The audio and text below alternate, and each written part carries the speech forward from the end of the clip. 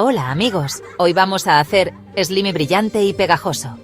Necesitas pegamento blanco, bórax o activador, agua, colorante, opcional, brillantina, sí brillante.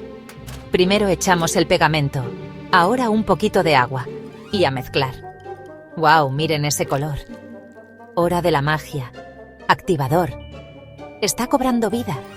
Miren esto, es el slime más cool del mundo. Dale like y sígueme para más slime y diversión.